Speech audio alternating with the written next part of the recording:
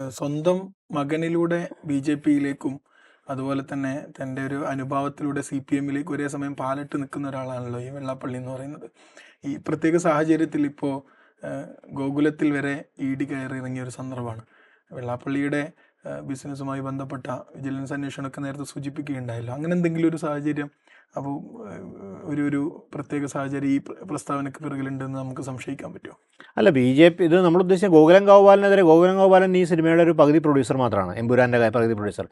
ഗോകുലം ഗോപാലനല്ല അതിൻ്റെ കഥ തീരുമാനിച്ചതും അതിൻ്റേതും അവസാന ഘട്ടത്തിൽ ഡിസ്ട്രിബ്യൂഷൻ സമയത്ത് എടുത്ത്. അപ്പോൾ അതുകൊണ്ട് എനിക്ക് ഗോകുലം ഗോപാലിൻ്റെ ബിസിനസ് നേരിട്ട് ഈ വിഷയത്തെ റീഡ് ചെയ്യുന്ന കാര്യത്തെക്കുറിച്ച് നമുക്കറിയില്ല. പക്ഷേ എങ്കിലും നമുക്ക് അറിയാവുന്നൊരു കാര്യം, ഗോകുലം ഗോപാലൻ എന്ന് പറയുന്ന വ്യക്തി വെള്ളാപ്പള്ളിക്കെതിരെ നിൽക്കുന്ന ആളാണ്.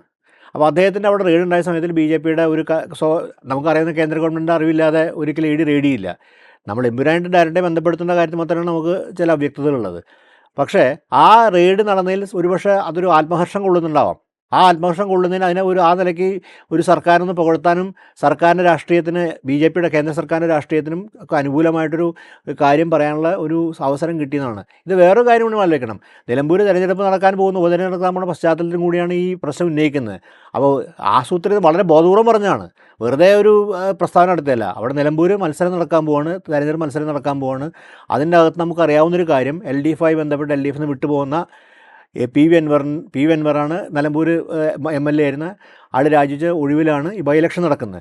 അപ്പോൾ ആ ഇലക്ഷനിൽ LDF-ന് ഒരു വളരെ പ്രധാനപ്പെട്ട ഇലക്ഷനാണ്. കാര്യം ആ ഇലക്ഷനിൽ LDF-ന് സീറ്റ് നിലനിർത്തുക LDF-ന് പ്രധാനമാണ്. പക്ഷേ കോൺഗ്രസ്സിന് അവിടെ ഒരു അത്യാവശ്യം നല്ല ശക്തിയുള്ള മണ്ഡലമാണ്.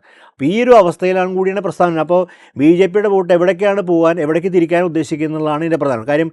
മുസ്ലിം ലീഗ് UDF-ലായതോടെ മുസ്ലിം ലീഗ് UDF-ലാകുന്നതോടെ ഈ വോട്ടിന് ആസൂത്രിതമായി LDF-ലേക്ക് തിരിക്കാനുള്ള ശ്രമം കൂടി ഇതിൻ്റെ അകത്തും അത്തരം രാഷ്ട്രീയം ഉപയോഗിക്കാൻ മടിയില്ലാത്ത ആൾക്കാരാണ്.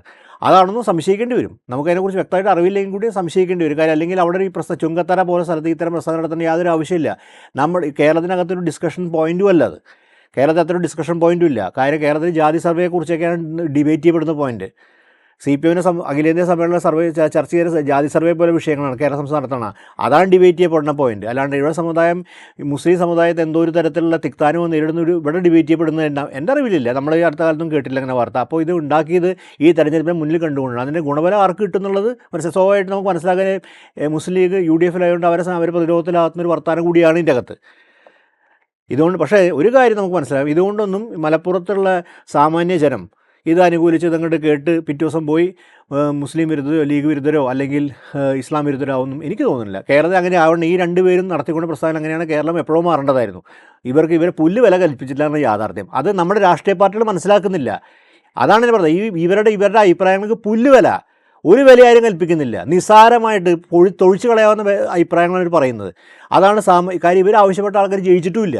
ഇവർ തോൽപ്പിക്കുന്ന ആൾക്കാർ വൻ ഭൂരിപക്ഷം ജയിച്ച ചരിത്രമേ ഉള്ളൂ. എന്നിട്ട് നമ്മുടെ രാഷ്ട്രീയ പാർട്ടി മുമ്പിൽ പോയി കീഴടങ്ങുന്നത് സത്യം അധാർമികമായ അവരുടെ ചിന്ത കൊണ്ടും കഴിവുകൾ കൊണ്ടും ഈ വിധേയ മനസ്സുകൊണ്ടുമാണെന്നാണ് എൻ്റെ തോന്നൽ.